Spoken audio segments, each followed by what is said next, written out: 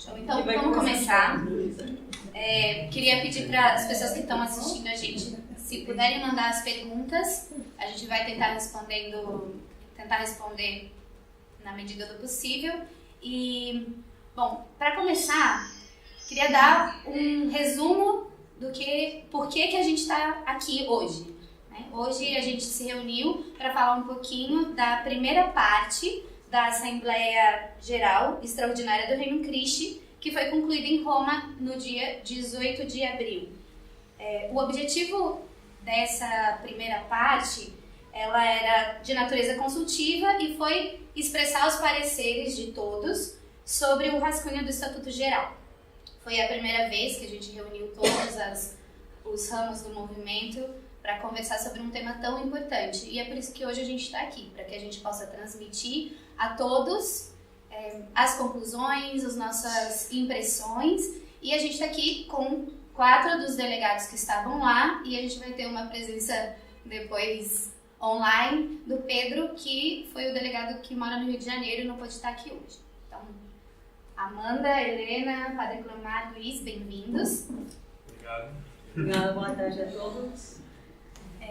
E a gente vai começar pedindo para que cada um deles nos conte um pouquinho do parecer ou das impressões que eles tiveram. E a gente vai começar com o Padre Clomar, que vai fazer para nós um resumo do que foi esse momento da Assembleia.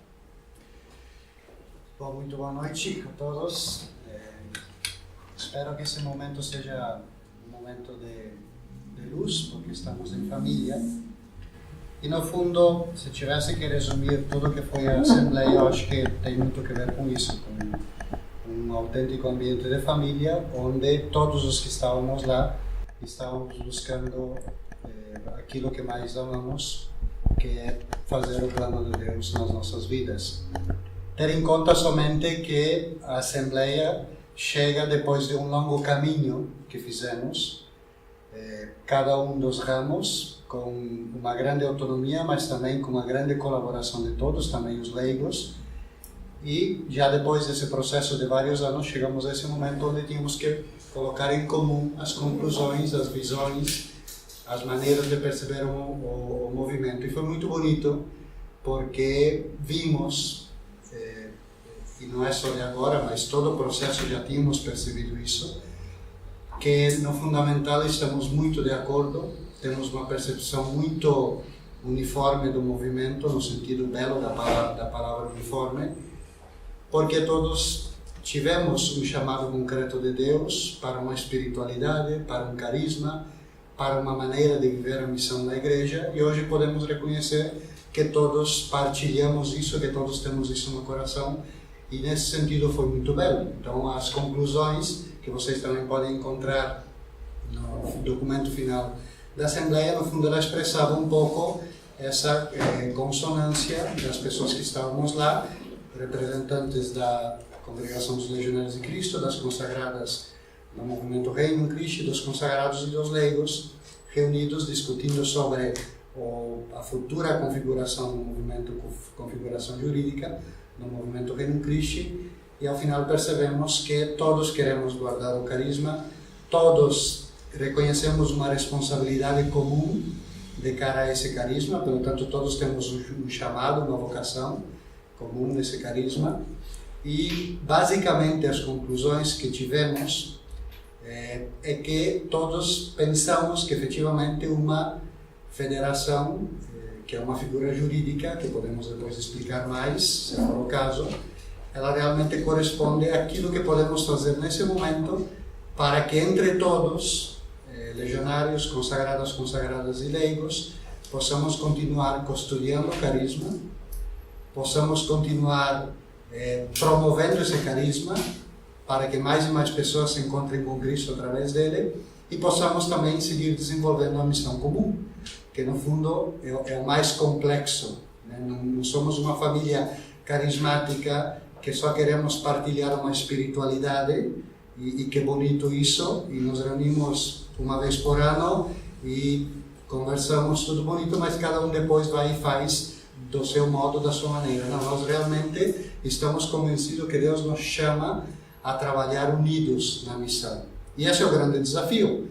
E por isso também na Assembleia, já depois do capítulo dos legionários, das Assembleias Gerais, das consagradas e consagrados, também vimos que tem algumas diferenças na maneira de perceber como viver o governo dessa missão comum, e aí tem conclusões que também estão no mesmo comunicado final da Assembleia, e são temas que vamos com certeza ter que seguir trabalhando até novembro, e tomara que em novembro com certeza chegaremos também a um consenso. Enquanto experiência pessoal da Assembleia, por uma parte, um certo cansaço de um caminho muito longo que estamos fazendo. Eu acho que de algum modo é partilhado pela maioria dos membros do movimento, dos legionários, das consagradas, já levamos muitos anos, mas também uma alegria de poder dar-se conta que temos um grande tesouro e que todos reconhecemos isso de um modo quase natural e espontâneo, e que está no nosso sangue, está no nosso DNA. E isso é muito belo e muito bonito,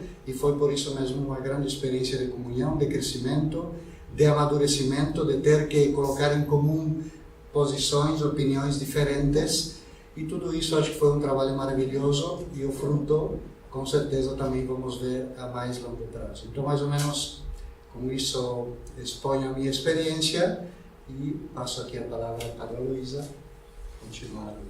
Deixa eu pedir, Helena, para você contar um pouquinho também da sua experiência e também de todas essas conclusões, como é que chegaram lá, como é que foi o processo, especialmente na parte dos consagrados. Bom, primeiro agradecer ao interesse de todos os que estão aqui presentes e também no Facebook. Acho que também no movimento aqui no Brasil estamos também fazendo um esforço por aprender a comunicar todo o nosso processo, né? E esse é um esforço a mais, é a primeira vez que a gente se coloca assim, né? Então também perdoem se a gente tem ainda muita coisa para aprender, mas bom.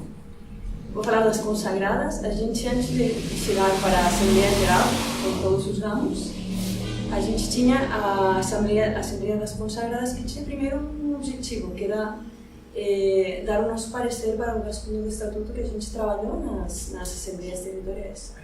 Só que no mês de dezembro, a Civixa pediu para a gente que se queríamos nos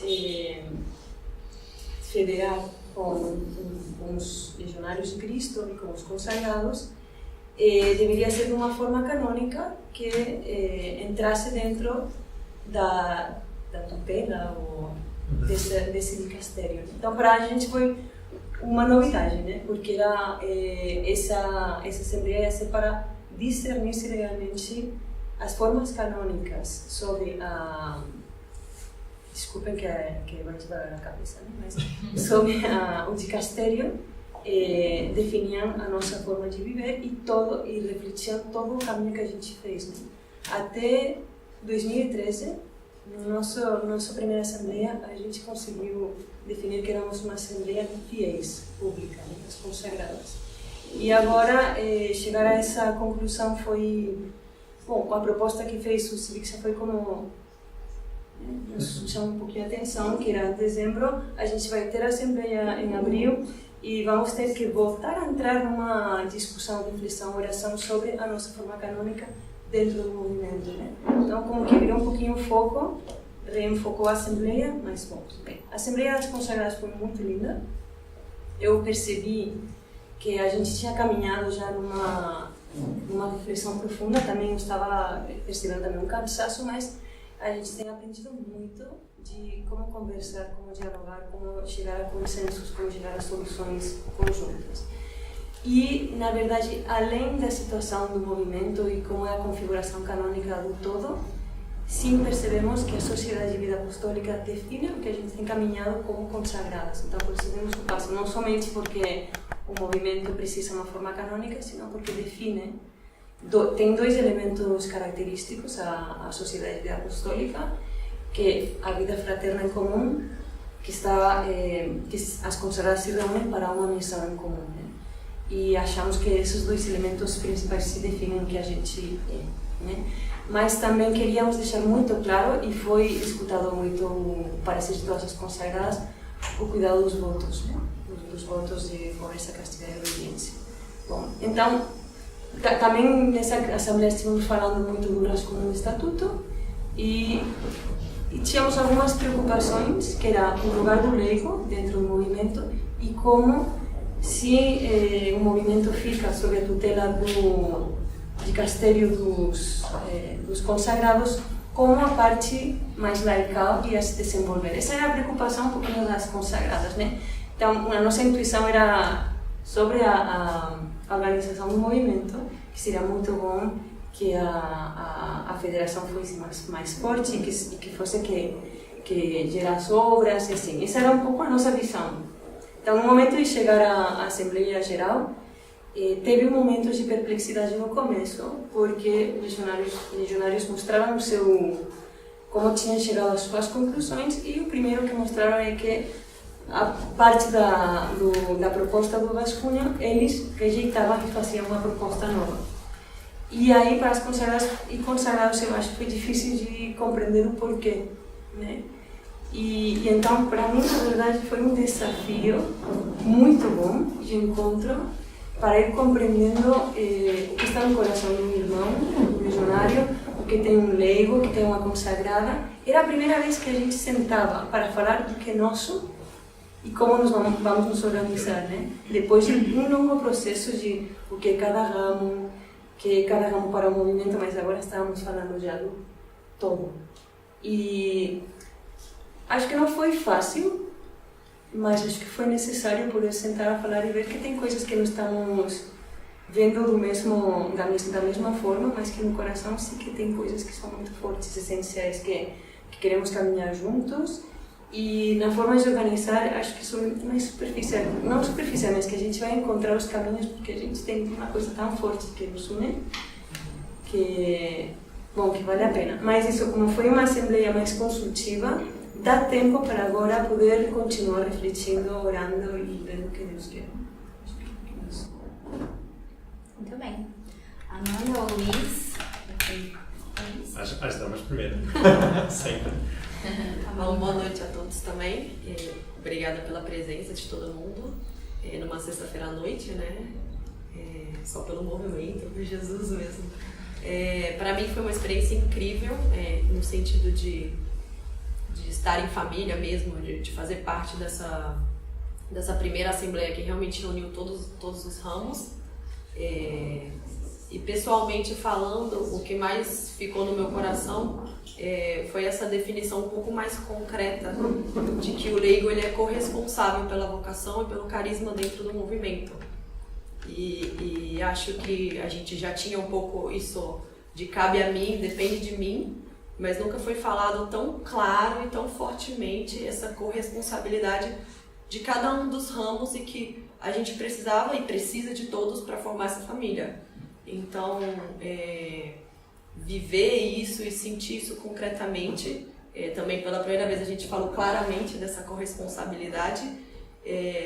No meu coração tem essa reflexão de que a gente sempre pensava como leigo que a gente era o braço dos padres, as pernas dos padres, ou o braço da Helena, das consagradas, que a gente ia onde eles não podiam ir, onde as vocações não podiam ir. Mas pela primeira vez a gente começa a refletir de que se realmente eu não fizer, não tem outra pessoa para fazer, porque é o que eu acrescento dentro dessa vocação, dentro desse carisma, é a forma como eu vivo no mundo, dentro da minha família, com os filhos, com os amigos. Então, acho que o desafio agora é a gente, além de terminar a conclusão em novembro desses pontos que a Helena e o padre falaram, a gente como leigo começar a viver essa corresponsabilidade mesmo e chegar onde a gente tem que chegar, junto com eles. E eu acho que as localidades que não têm as vocações querem as vocações, mas onde não tiver e quando não tiver, e no meu estado de vida, fazer a missão e cumprir a missão que Deus pensou para mim. Luiz, além dessa experiência, você pode contar também pra gente um pouco o que você espera para essa próxima etapa da Assembleia? Bom, tá bom. Começando um pouco pela minha experiência, boa noite para todo mundo, membros do movimento, amigos. Pelotas, Curitiba, Rio de Janeiro, estou sendo aqui informado quem está presente e todos os outros que pode ser que a gente não tenha citado. Realmente é muito interessante que a gente esteja fazendo isso. Para mim faz muito sentido a gente fazer a conversa assim, porque, bom, apesar, e aproveito aqui a ocasião para me colocar disponível, sempre estive conversando com muitos membros sobre a Assembleia, sobre o nosso processo, que eu tive a graça e acho também a responsabilidade de poder participar de muitas etapas, e sempre querendo que a gente realmente chegasse onde Deus quer com a gente, né? Pude conversar com muitos. Eu acho que a melhor forma da gente poder fazer isso é assim, conversando, dialogando, talvez abrindo a perguntas e falando do que talvez mais interessa, mais gere dúvida, né? Falando sobre a minha experiência pessoal na Assembleia, primeiro foi constatar, assim, eu parava vários momentos, principalmente nas missas, assim, depois de muitas conversas, muitas discussões, de muito convívio também, para admirar a maravilha que é o movimento e a maravilha que são as pessoas, as histórias de cada pessoa, a experiência com Cristo de cada uma daquelas pessoas, de apostolado, de entrega. Isso foi impressionante. Realmente a gente estava lá reunido com muitas pessoas que, entre padres consagrados e leigos consagrados também, que deram a vida pelo movimento, que tem muita história, que tem muita entrega, que tem muito crescimento, tem muito aprendizado, e levam o movimento na sua forma de ser, na sua forma, né, de viver e se expressar, né?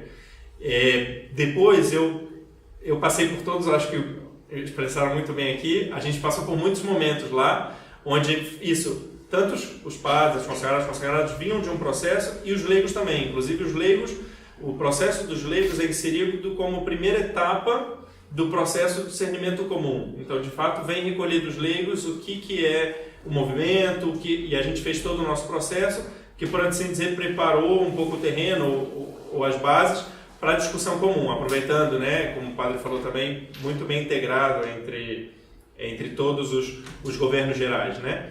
E realmente foi a primeira vez que a gente pôde discutir em comum. Então, discernir sobre o comum em comum. Isso eu acho que trouxe muita novidade, que no início pode desafiar um pouco, mas ao mesmo tempo trouxe muita liberdade, porque todos fizeram um processo de lá, e aí o fato de que essa primeira parte era consultiva foi muito importante eu acho que para esse passo, para a gente chegar nisso, que foi a liberdade de poder discutir. Então vamos confrontar e realmente colocar como é a nossa visão, como a gente expressa, porque isso era tão claro que nas coisas básicas, ou seja, identidade, carisma, nós éramos tão consonantes que era assim, então a gente, quanto à forma jurídica, uma forma canônica, a gente vai chegar no ponto comum. Mas para isso precisou expor premissas, expor opiniões, visões que permitiram que a gente se compreendesse melhor os pontos de partida e tal, né? E, bom, por último, fica para mim sempre isso, tanto no processo dos leigos quanto nessa Assembleia, eu acho que muito forte. Eu via muitas vezes que a gente quer comentar certas coisas e garantir, custodiar o carisma em discussões que são limitadas no foco, no seu objetivo de, por exemplo, de uma figura canônica, mas o espírito é muito maior, o carisma é muito maior. Então, no fim, eu sempre chego a conclusão de que tudo isso que a gente quer garantir nos estatutos, e que de fato já é um grande passo de custódia, a gente vai garantir nas nossas vidas, né? Na fidelidade, no amor a Cristo, nessa unidade, diversidade, que forma essa boa uniformidade, né, como o padre estava falando. Então eu sempre saio assim, me sinto várias vezes chamado e às vezes até corrigido. Nossa, quanto eu tenho que crescer na minha vocação, né, como membro do Reino Cristo, e como eu tenho que poder corresponder mais a Deus essa graça, né? Então, basicamente a minha experiência. E a pergunta que você pediu, para além da experiência, falar um pouco sobre o que vem para a segunda, né? Como eu falei, o fato de a gente ter trabalhado consultivamente e ter dado a liberdade de a gente discutir muito bem, eu acho que preparou um caminho para a segunda parte da Assembleia, que era necessário, eu acho que era uma etapa prévia necessária, e que eu vi a gente chegar em consensos que ao início da Assembleia não existiam e ao final já eram muito claros, ou tinham um caminho muito claro, e eu acho que a gente está com um caminho preparado para, agora na segunda Assembleia, ajeitar detalhes dos quais talvez, muito provavelmente, a gente vai se dar conta que na vida, na própria nossa experiência ou ensaio de uma vida de movimento como federação, a gente vai descobrindo e vai acertando. Então, basicamente é isso. Além disso, terminar de poder falar uma só voz, o que para mim já ficou claro na primeira parte, que a identidade, o carisma, a nossa missão é muito clara e fala muito forte, muito em comum no espírito e no coração de todos. Obrigada, Luiz. Agora a gente tem um convidado especial que vai aparecer aqui. A Amanda vai convidar o A Amanda convidado vai especial. chamar o convidado especial. Então, família, tudo bem? Não vou poder estar com vocês aí nessa conferência online que vai ser feita hoje. Vou estar numa renovação matrimonial com a minha esposa. Temos bastante atividades aí para destrinchar. Então, gravei esse vídeo aqui para deixar para vocês a minha experiência lá na nossa assembleia. Foi, assim, rapidamente falando, uma experiência muito interessante, muito diferente, né? Uma coisa nova que a gente vive na igreja aí, de estar discutindo o nosso movimento, de estar integrando agora movimentos com personalidades jurídicas próprias, autônomas, que se federam e tentam formar uma família, né? Então, só que a nossa família já existe. E isso fica claro quando a gente começa a trabalhar, quando começa a tentar parar as arestas, que existem muitas arestas, existem muitas expectativas, interpretações.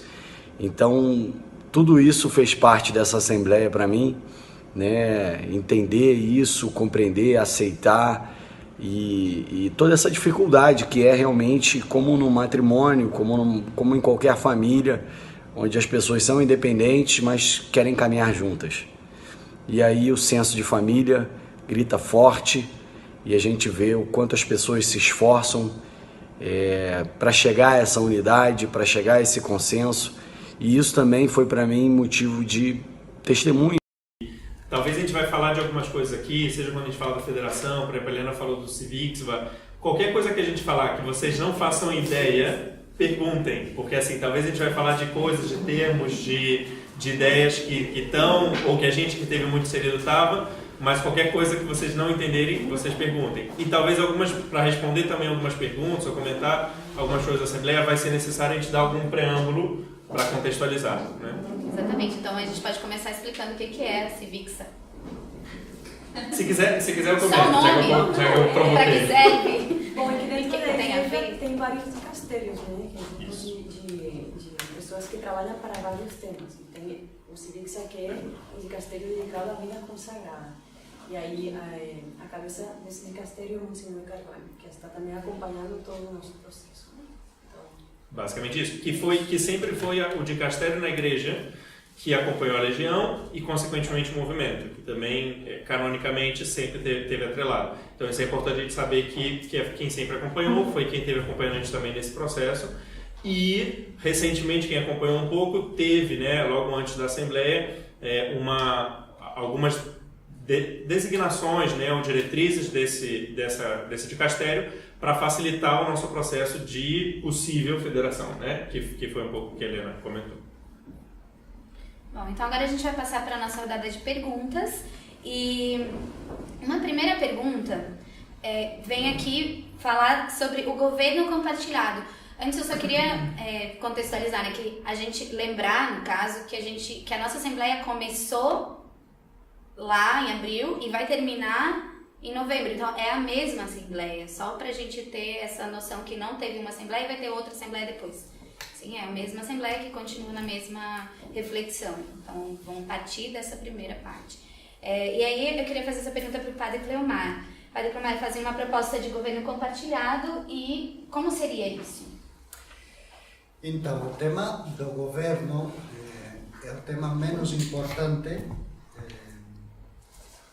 porque tem várias coisas anteriores, realidades anteriores, que no nosso caso estão bastante consolidadas, e sobretudo o desejo da comunhão, de trabalhar juntos, etc. Então aí tem sentido falar de um governo compartilhado, de um governo comum para essa federação. Então, no fundo, o ente jurídico que nós estamos escolhendo, que é a federação, ele precisa ser governado. Por quê? Porque dentro tem três autonomias, três realidades que são autônomas: os legionários, que são uma congregação religiosa de direito pontifício; as consagradas, que são uma sociedade de vida apostólica; os consagrados, que são uma sociedade de vida apostólica; e depois toda a realidade dos leigos. A tudo isso nós chamamos movimento Reino Christi.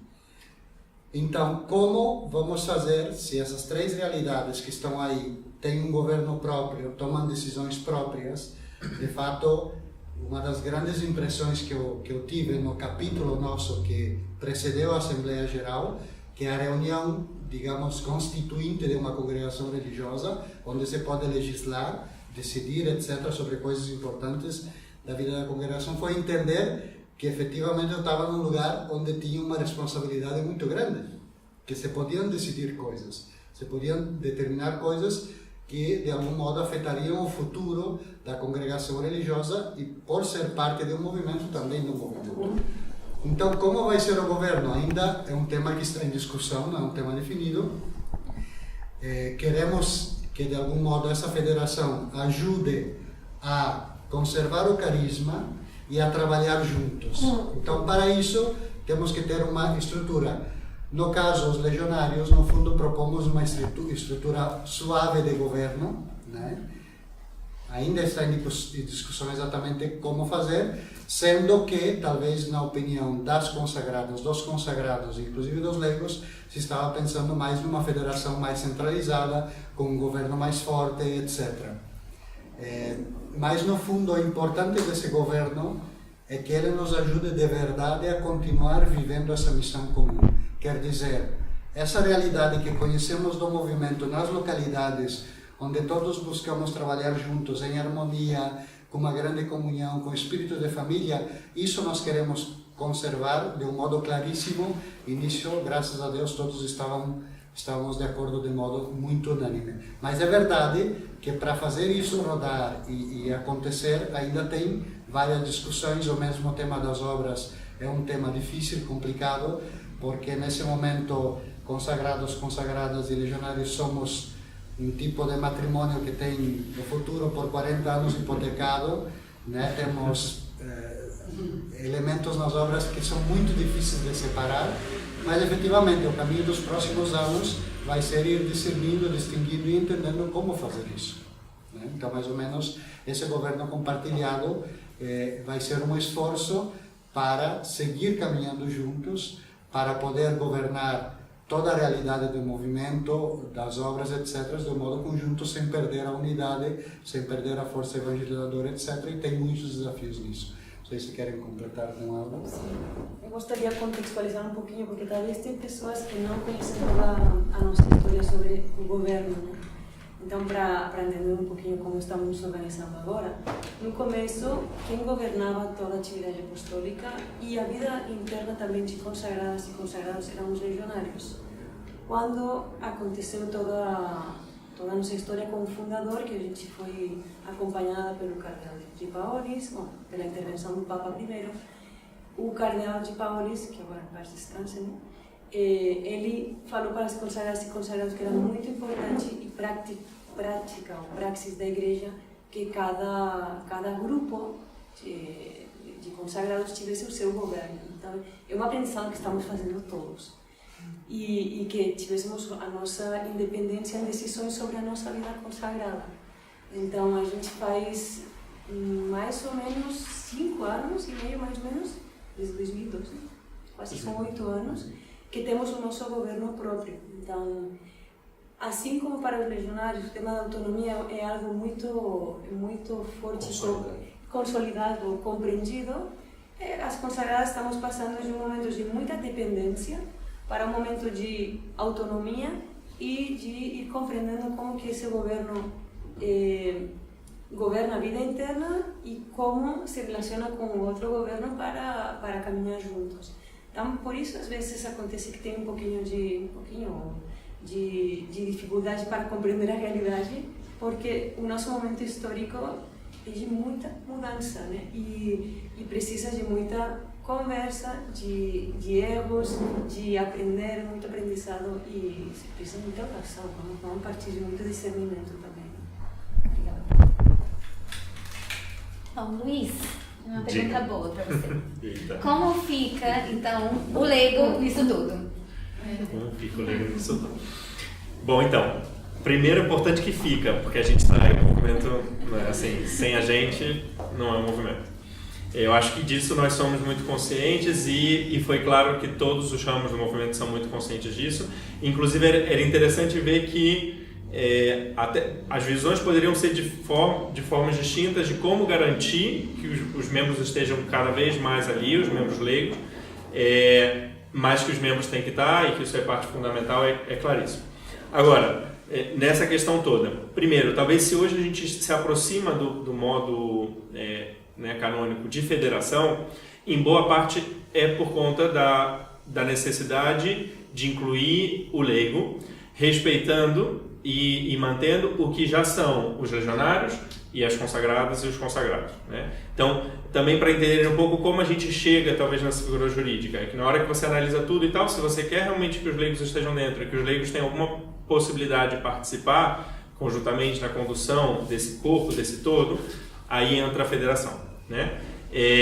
Bom, e a gente nisso hoje, como a gente está? A gente faz parte. Agora, o que sim estamos decidindo, e principalmente com as consignas, né, do dicastério de vida consagrada, por conta das limitações, como a Helena apresentou, da competência dele, para que ele pudesse federar a gente com a participação dos leigos, é limitado a forma como o leigo, por exemplo, pode participar no governo, pela questão da autoridade, porque seria reconhecer a autoridade do leigo, que é competência do dicastério de leigos, família e vida, e não deles. Só que, e é isso, como nós leigos só nos reconhecemos juntos com esse todo, e também acho que foi muito importante lá perceber que para a gente é importante estar com o todo e ajudar na condução do movimento. Se isso acontece necessariamente estando no governo, tendo alguma autoridade ou não, cargo fixo, isso são circunstâncias, são formas onde isso poderia se manifestar. Então fica claro que a gente quer contribuir e a gente se sente no dever da custódia do movimento junto com os demais ramos, mas sim vamos vendo qual a forma.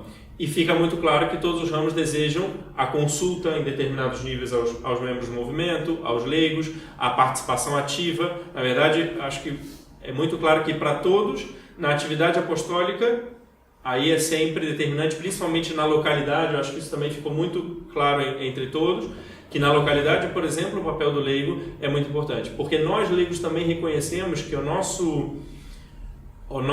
nossa missão específica dentro do movimento, o nosso caráter específico, que é o caráter, né, secular, de estar na vida secular, também não permite ou não necessariamente obriga ou convida a que a gente esteja em funções ou em cargos que exigiriam uma dedicação de vida, né, à medida que você tem família, que tem a vida laical e tudo mais. Mas que isso possa se dar nas realidades, nas formas, de maneira flexível, onde isso é sempre muito importante e considerado, mas é visto como se dá. Então, em resumo, é isso. Talvez nos órgãos de governo a gente poderia participar de forma consultiva, então, mais ou menos como a gente também já participa hoje nos comitês, isso se manteria bastante, e as formas se veriam, né, das diversas formas como atuar o leigo, e principalmente na localidade talvez tivesse aí um papel central. Lembrando que isso tudo eu estou compartilhando talvez até onde a gente está, né? O Espírito Santo ainda pode dizer muito, e provavelmente vai dizer muito na segunda parte, mas mais ou menos é o caminho como a gente está, né? Amanda, chegou uma pergunta aqui na internet que tem a ver com isso, então eu queria perguntar para você se vocês conversaram algo sobre os membros do segundo grau, terceiro matiz especificamente, né, que estão perguntando aqui, se teve alguma discussão, vai ter para o futuro, como é que está isso? Bom, sobre terceira matiz, a gente não falou muito disso. O padre Eduardo apenas comentou que houve uma reunião no México com alguns desses casais. Eles enviaram até uma carta pra gente, pedindo orações nossas e também rezando por nós. E acredito que isso vai ser conversado e trabalhado com mais calma ao longo do tempo. Agora, sobre o segundo grau, a gente teve alguns momentos em que a gente se separava. Ficavam os ramos separados, cada um discutindo talvez um assunto que mais era necessário no momento, ou o governo, ou a participação, enfim. E nós tivemos um momento com os leigos todos em que a gente se reuniu e um dos temas que a gente falou foi o segundo grau. É legal um parênteses, bom, não sei o que isso pode dizer, mas 70% dos participantes são do segundo grau. Mas todos concordam que ainda precisa um discernimento mais profundo do que significa esse segundo grau. Uma conclusão, uma mudança que já teve, que também talvez possa ser que no futuro mude novamente ao nome, que hoje a gente está usando promessa de disponibilidade no rascunho dos estatutos, e a gente também chegou à conclusão que a gente também precisa, talvez entre os membros de segundo grau, ter uma discussão mais profunda sobre o que significa essa disponibilidade, como ela vai ser vivida, como as pessoas vão fazer essa promessa, enfim. Então a gente tocou no assunto, mas realmente não foi tão a fundo. A gente deixou claro que a gente ainda precisa refletir mais sobre isso. Muito obrigada. Helena, agora você. Por que uma federação como figura canônica? Acho que o padre já falou um pouquinho, mas seria bom falar um pouquinho mais. E se a gente ainda pode chamar o movimento de movimento, né? Se implica alguma coisa, mudou alguma coisa, agora a gente vai se chamar federação, movimento, como é que é? Aí isso vai suprir a dúvida de muita gente. Isso vamos tentar responder entre todos, né? E por que uma federação? Na verdade, a gente está procurando uma forma canônica. A federação é uma das formas canônicas que propôs a igreja, né? Mas uma das coisas que a gente conversou, e depois vocês falam também da federação, se vocês quiserem, é que a realidade do movimento é muito maior. Uma realidade espiritual, muitas vezes, não vai poder se encaixar numa forma canônica, né? O que a gente está vendo como movimento é que todos os membros do movimento, legionários, consagrados, consagradas e leigos, somos custôdios de um carisma. A figura da federação, que está tentando que consagradas, legionários e consagrados nos federamos, fazemos um trabalho conjunto e também estão presentes os leigos. Então, essa figura que a igreja tem mostrado para a gente até agora, mas não é que defina o movimento é além disso. Então a gente continua chamando de movimento. A gente pode continuar chamando de movimento, na verdade. E uma das coisas difíceis nesses momentos é que a gente, falando da forma canônica, quer falar do movimento. Isso que às vezes como... Não, agora estamos aqui para fazer um estatuto de um movimento, mas não necessariamente para refletir todo o que o movimento espiritualmente é. E isso para nós que sempre estamos falando da nossa realidade espiritual, de trazer a realidade do reino de Cristo, às vezes ficar com um documento canônico às vezes limita as coisas, né? Mas interessante esse tema porque é difícil na nossa cabeça e acho que é uma dificuldade que ainda está presente nos trabalhos que estamos fazendo de discernimento de entrar numa mentalidade especificamente jurídica. Porque, no fundo, aparentemente, se não colocamos no documento da federação tudo que é o movimento, pareceria que estamos perdendo coisas do movimento. E não é assim. A federação ela tem a finalidade de ajudar-nos a estar juntos e trabalhar juntos. Poderia ser uma página, no fundo, que garantiria isso. Obviamente, nós queremos que tenha muitas mais coisas, porque também tem conteúdos da nossa espiritualidade, da nossa maneira de viver, etc., que queremos que fiquem no estatuto, que é o documento mais elevado na igreja de um ente jurídico. Nós queremos que seja mais amplo, maior, etc., e que tenha, e que de algum modo conserve mais conteúdos. Mas, inclusive, nisso, já estamos quase sobrepassando a figura jurídica da federação, que vai ter umas finalidades muito concretas, um governo para umas finalidades, etc. Então, no fundo, também eu passei um pouco por essa purificação durante a Assembleia, de ir entendendo melhor que realmente não temos que transformar a federação num movimento. O movimento é muito maior que uma federação e talvez no futuro tenhamos que buscar outra figura jurídica, que no fundo na igreja é bastante normal que várias entidades foram passando por diversas formas canônicas até entender que encontraram uma forma adequada. Então, nesse momento, é o que a igreja nos oferece e no fundo, tomara que consigamos fazer que a federação nos ajude a caminhar, porque tem muitas estruturas hoje na igreja, muitos movimentos, muitas novas comunidades que também estão buscando isso e não está fácil muitas vezes de encontrar, porque tem várias realidades que querem estar juntas, que querem viver a missão e muitas vezes não é tão fácil que uma forma jurídica te resolva todos os problemas. Uma coisa, se me permite complementar, que me ajuda muito é pensar, por exemplo, né? Muitas vezes você tem uma empresa e essa empresa ela está registrada num nome jurídico, né? Que muitas vezes inclusive não bate no nome que ela usa, usualmente o que as pessoas conhecem pelo seu nome, ou BAT, mas tem ainda Companhia Limitada, XYZ.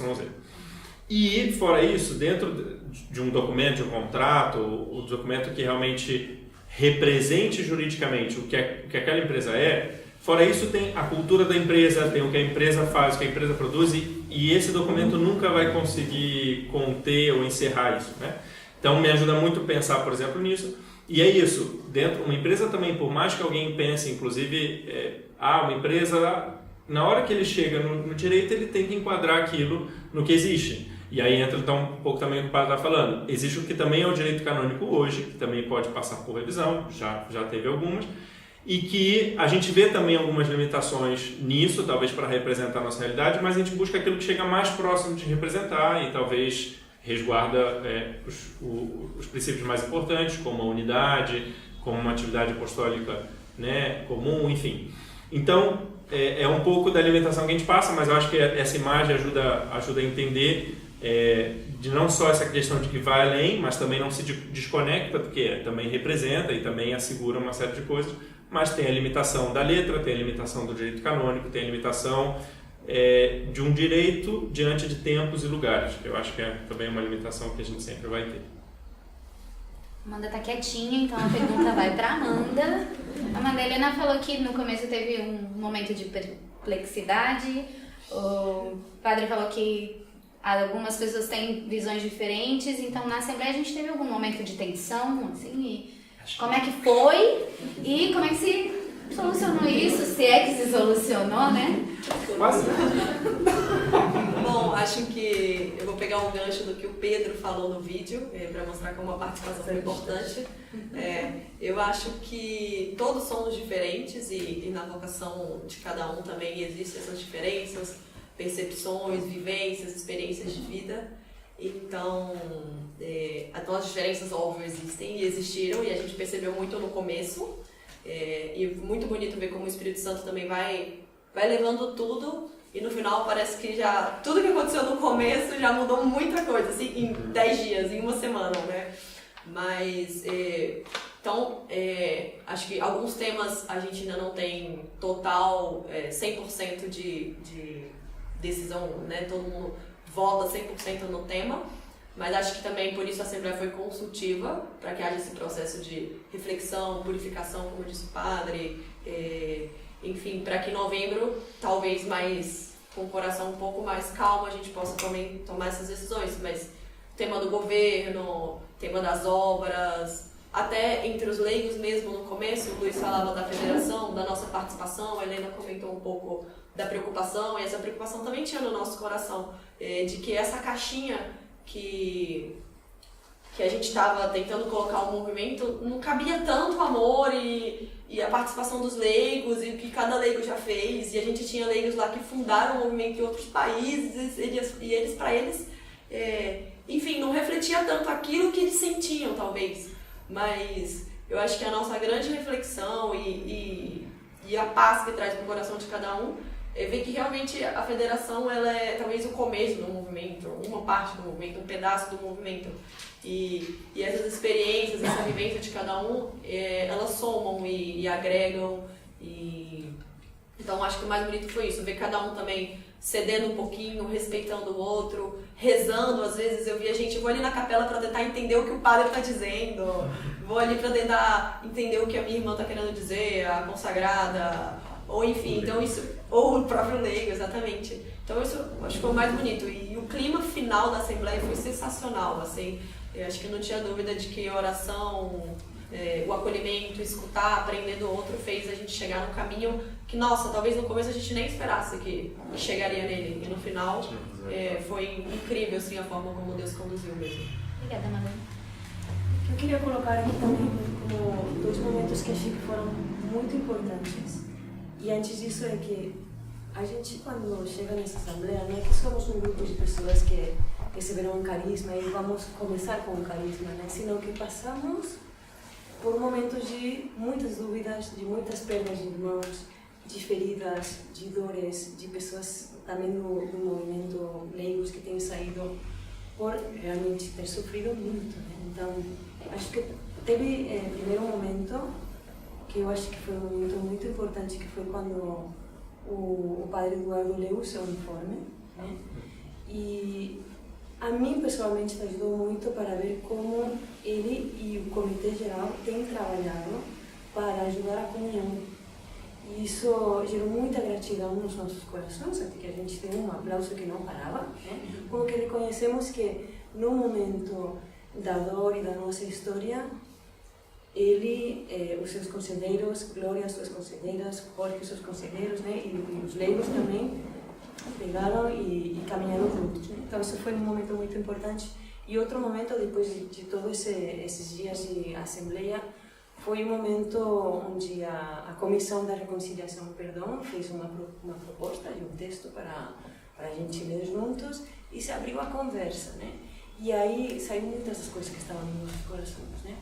De decidir pedir perdão aos regionários para as consagradas para os regionários, os leigos falando às vezes que ficavam no meio que não entendiam da nossa história que estava acontecendo, ou seja, foi um momento onde saiu o que estava nos nossos corações. Tem dor, mas queremos continuar juntos. E achei importante porque isso acho que era parte da nossa atenção, é que não estávamos falando disso. Estávamos falando, vamos nos organizar, mas simplesmente estamos falando que tem coisas que estão aí nas nossas experiências. É a minha interpretação, e talvez vocês queiram falar outra coisa, mas eu acho que Só tem uma coisa que para mim eu percebi muito claro lá que gerou tensões e que é natural, é que eram pontos de partidas distintos. Tinha muita coisa em comum, mas tinham muitos pontos de partidas distintos, e o que eu achei mais interessante, existiam muitas premissas de qual era o ponto de partida do outro, que foram pouco a pouco se confrontando com a realidade de qual era o ponto do outro, né? Ou seja, tinha vezes que era nítido que alguém colocava alguma coisa tendo a certeza que para o outro, e dado grupo, ou dado ramo, ou até pessoa que experimentou tal experiência, partia de um certo ponto. E quando ele foi percebendo que não era aquele ponto, então de repente existe um outro ponto de encontro, né? Então isso era uma coisa que eu acho que atribuía muito. Eu acho que conforme foi se permitindo entender, eu acho que também a gente começou tentando ajudar a que o outro chegasse, cada um tentava ajudar a que o outro chegasse ao seu ponto de partida. E ao final foi interessante que cada um enxergando de onde partia, todos se moveram. Isso para mim foi o mais importante, e eu acho que aí é onde acontece, né, o encontro onde todos se movem, né? E realmente assim foi muito interessante, teve esse momento como a Helena comentou, que se revisou um pouco a nossa história até então, e principalmente nesses últimos 5 anos, e todo o processo, que é onde você se dá conta que, mesmo vindo de uma dada estrutura, ensaiando uma outra, e agora estando a ponto talvez de experimentar uma nova, Deus sempre está na condução disso de uma maneira impressionante. A gente sempre falou muito da providência, mas como é que você... É de vibrar ou de até tremer, às vezes, diante de você ver como a providência é providente, né? E como realmente o movimento está nas mãos de Deus. Então, o que faz com que a gente também ressignifique ou recoloque no lugar determinados aspectos nos quais a gente não está encontrando. E talvez não está encontrando porque Deus também pretende isso para que a gente, de fato, vá manifestando o que tem que manifestar, né? E não feche agora coisas que ainda precisam ser vividas, experimentadas, como a gente vem fazendo, e fica claro que Deus está conduzindo com super carinho, com super, enfim, zelo, né? Como é próprio dele. Sobre esse tema também das possíveis tensões que se viveram durante a Assembleia, que no fundo penso que são as tensões que qualquer família pode ter quando quer o bem, a verdade, a beleza, quando está buscando construir algo sólido. Também os processos que muitas vezes não são só institucionais, também são pessoais. Então cada um no fundo tem, e para mim a Assembleia foi um processo muito bom de amadurecimento humano, onde de algum modo, né, uma personalidade como a minha que evita conflitos, né, gosta de estar num ambiente tranquilo e sereno, etc., de repente sente que tem elementos que não pode renunciar e que vai ter que lutar por eles, mas que ao mesmo tempo não são os elementos que eu penso que são os melhores, que são os únicos válidos, porque tem outras pessoas que pensam distinto, então você tem que ir fazendo todo um trabalho de diálogo, de esforço para conservar o que de verdade importa, né? E abandonar tudo aquilo que de repente não é tão importante. Então é todo um processo muito belo, não é fácil, porque de repente você imagina ou pensa que está perdendo algo importante, algo que não poderia perder, mas depois de alguns dias de diálogo, você se dá conta que a coisa é muito mais simples e muito mais básica. Então, acho que também isso, no fundo, é necessário ter tensões nesse tipo de reuniões, porque são elas que te fazem repensar e te colocar. Então, acho que no fundo era toda uma dinâmica que tinha que acontecer. Acho que o fruto final para todos foi muito bom, né? Então, nesse sentido, eu pelo menos fiquei tranquilo, feliz, ainda que fiquei até meio doente os últimos dias, mas era parte de todo um processo provavelmente que tinha que acontecer e inclusive estando doente eu buscava estar nos almoços, nos intervalos, etc, para conviver com as pessoas, porque ainda que tinham atenção na sala, quando todos desciam, né, a sala estava no segundo andar e no primeiro andar estava o refeitório, se vivia outra vez aquele ambiente do movimento, de carinho, de interesse, e você via as pessoas que de repente estiveram discutindo lá em cima, ir buscar uma outra para entender melhor e conversar e dialogar. Então realmente, no fundo, esse é o esforço. E tomara que esse mesmo esforço que aconteceu a nível de assembleia aconteça cada vez mais nas nossas comunidades, nas nossas localidades, porque assim vamos crescer humanamente, os nossos processos pessoais vão ser mais plenos e com certeza como instituição também vamos dar um testemunho muito mais belo para a sociedade. Inclusive a novena do Sagrado Coração que a gente acabou de rezar, eu inclusive convido a quem não rezou que tome 9 dias para rezar, é muito inspirada nesse momento da Assembleia e nesse convite a que isso se viva em todos os lugares. É quase um convite do Sagrado Coração à nossa família, realmente. E acho, pegando carona na novena também, essa reflexão da reconciliação que a Helena falou com os outros, então no movimento com os outros, essa purificação do movimento para com tudo o que aconteceu na nossa história, com Cristo, e aí os nossos sacrifícios diários, podemos dizer, de cada um de nós membros, e com o outro, eu penso muito na nossa participação dentro do movimento, na minha localidade, na minha seção e na minha família também. Então, o processo de revisão, de purificação, vai muito para a nossa vida pessoal. A gente vai começar já a finalizar o nosso encontro. E então, para terminar, eu gostaria de perguntar para todos aí, quem quiser responder, quais são os próximos passos, o que vem pela frente, até a nível territorial, o que a gente vai fazer, se a gente quer acompanhar o coração, se tem alguma coisa prática, concreta, e o que vem pela frente para que a gente também esteja com o nosso coração preparado e nosso espírito disposto, né, para acompanhar, seja com a nossa oração, com o nosso sacrifício ou com a nossa participação mais ativa em todos os processos. Bom, eu posso começar assim, deixa que alguns completem. O que eu acho, bom, primeiro, é importantíssimo rezar, porque primeiro eu tenho certeza que sempre dá certo, mas deu muito certo na primeira parte e certamente é necessário para a segunda.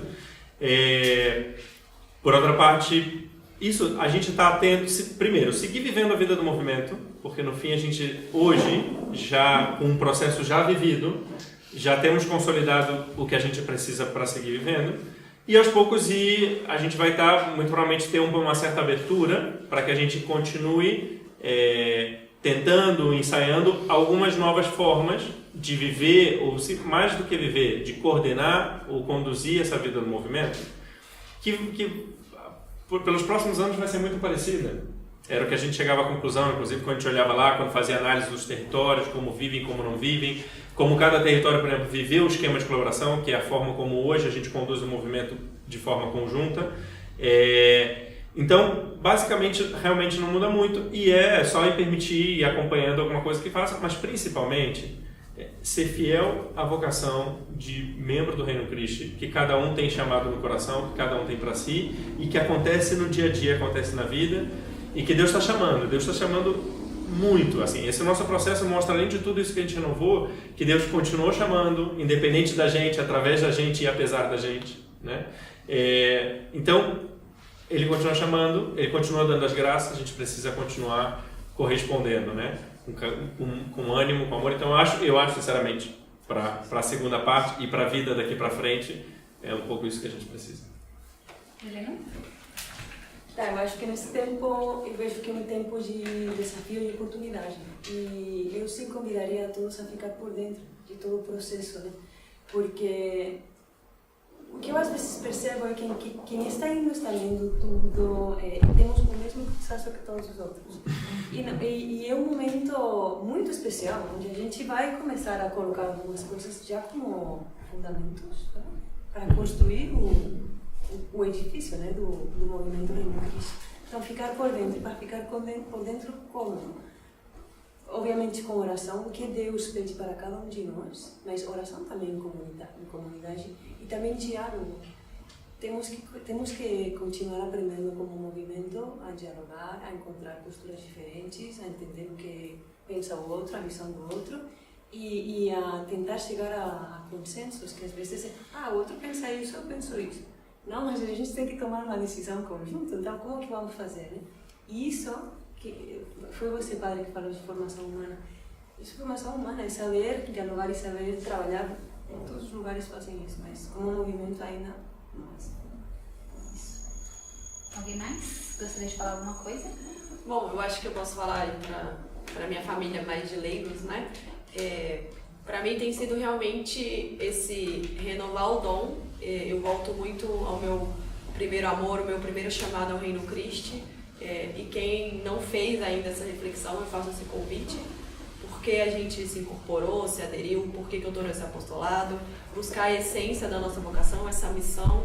E muito ânimo, muita motivação para a gente continuar fazendo o Reino de Cristo presente no mundo, para a gente mudar o mundo, como o ECIT fala muito. Que cada um possa fazer essa mudança do mundo da forma como possa, do tempo que possa, mas com muito amor, com muita paixão, que é o Reino Cristo mesmo.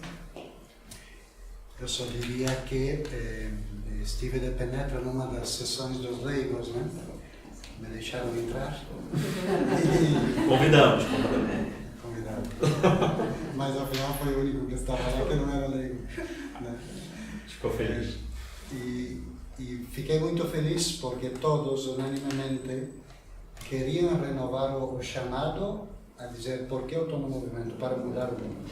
Então, eu acho que temos passado vários anos de processo, o processo vai terminar em algum momento, espero, mas tomara que no nosso coração, né, acenda outra vez essa chama de dizer estamos aqui para levar a Cristo, para mudar o mundo, para fazer surgir obras que ajudem a igreja no Brasil, que façam a diferença realmente. Então, confio que no fundo o processo vai terminar, vai ter uma figura jurídica, mas depois cada um no fundo tem que pedir a Deus o dom do novo compromisso, do novo entusiasmo, da nova alegria, do novo amor, etc., para seguir estendendo o reino de Cristo nessa terra da Santa Cruz. Muito obrigada, Padre. Queria saber se alguém daqui tem alguma pergunta. Gostaria de fazer alguma pergunta. Padre Botelho? A mí me llamó mucho la atención o comunicado que colocaron al final, acho que eran como unos 12 parágrafos e dos 12 10 faziam alusão ao perdão, né, a reconciliação, né. Estávamos com os padres de fim de semana de descanso quando chegou o comunicado e um pouquinho como falava a Helena também, de muitas vezes suscitar esse diálogo, porque é uma escola que a gente tem que aprender que não tínhamos, né? De maneira concreta, na visão pessoal, eu vi, ou seja, como que se mostrou muito essa necessidade, né? Precisamos falar mais, precisamos entender mais os pontos de vista dos outros e me encantou que a Helena falou de não é que você pensa branco, eu penso preto e então cada quem pelo seu lado, né? Mas de maneira concreta, prática, não sei se na Assembleia se falou disso ou não sei se já a nível territorial aqui no Brasil, temos pensado fazer algum tipo desses encontros ou de podermos manifestar mais as inquietações, os pontos de vista, que quem sabe podem ajudar a vocês que vão representar de novo o Brasil lá em novembro, para enriquecer essas vivências que também cada um de nós tem. Não sei se tem pensado fazer isso ao respeito ou quem. vendo interesse. Não tem nada programado, mas O que eu acho abertos, disponíveis. O que eu acho interessante, padre, que eu acho que o próprio um dos frutos muitas vezes que eu vejo do processo, além dele ter acontecido nas localidades, nos territórios, além do que se recolheu disso para chegar, vamos dizer assim, em conceitos ou em coisas comuns para o estatuto, eu acho que ele começou a fazer com a gente um pouco esse processo ou essa educação ao diálogo de coisas que para alguns eram tidas como certas, onde a gente aprendeu a confrontar algumas coisas, a de repente se surpreender. Então, eu acho que aí a gente começou um pouco. E daí, de fato, eu acho que a gente já recolheu bastante coisa. Por outro lado, por exemplo, eu lembro da nossa última convenção territorial de apostolado também, que eu acho que a gente viveu, talvez o âmbito ali não era só de discussões, mas a gente pôde viver muito isso também, e ali muitas coisas surgiram, e também entre os diretores de sessão, entre, de repente, consagrados, leigos, padres, que é o que a gente tem, né, no nosso território, iam surgindo. Por agora a gente não tem nada pensado nesse sentido. Acho que, assim, se existe interesse e realmente é possível, a gente poderia talvez buscar. Eu particularmente acho ótimo, depois a gente pode ver a viabilidade disso. Mas, por exemplo, que isso aconteça nas localidades, e eu acho que tem o padre Cleomar, a Helena, o próprio padre André, que poderiam recolher, se as localidades se reúnem, fazem essa discussão, fazem esse exercício de diálogo, poderiam recolher, né, os frutos disso. E, ao mesmo tempo, eu acho que o convite é principalmente para o seguir do movimento, porque é um fato, é isso, é uma educação ou reeducação. Talvez muitos, por talento natural, já tinham isso, talvez por formação, às vezes nem tanto, e hoje talvez a gente busca mais formar para isso, mas a vida pede isso, os trabalhos na localidade estão pedindo isso, o trabalho diante, né, dos desafios dos nossos tempos, né, de integração entre as sessões, do apostolado comum, enfim, tudo isso já são, eu acho, espaços onde isso vai acontecer e é onde isso tem que se exercitar mais. Mas acho que se tiver interesse, poderia acontecer nas localidades, isso poderia ser recolhido. Alguém mais tem alguma pergunta? Quer falar? Eu queria só responder, é verdade que a gente não pensou concretamente o que fazer. Eu também fico à disposição, porque estava pensando também em visitar as comunidades dos padres também. Bom, a gente esta semana vai ter um retiro nas consagradas sobre reconciliação e perdão, então acho que vou ir vendo também o que vai surgindo, né? Porque também para quem estamos indo para as assembleias esse ano ficou um pouquinho mais comprimido tudo, né? Com muitas coisas, então eu acho que a nível das localidades seria melhor que vocês também percebam se dá para fazer algumas atividades. E eu, quando vou visitar, e também deixo o padre Cleomar à disposição para ajudar nesses encontros. E eu faço um convite para os leigos sobre esse assunto. Nós somos peças-chave muitas vezes nessa ajuda, nesse exercício, então que a gente também não se omita nisso. Alguém mais? Não? Então, queria agradecer vocês. Muito, muito obrigada pela entrega, por ir até lá, botar a cabeça para funcionar, o coração para amar, né? O espírito para orar. Obrigada pela entrega de cada um. Padre Cleomar, Helena, nesse empurrão que vocês dão no nosso território. Luiz, Amanda também, obrigada. Pedro, não está aí, mas enfim. Queria também agradecer a todas as pessoas que estão participando aqui. A gente chegou com muitas pessoas, mandaram um oi, agradeceram, e a gente tem vários agradecimentos, né? Obrigada por partilharem esse momento, obrigada pela entrega de vocês. Padre Boteiro ganhou pontos.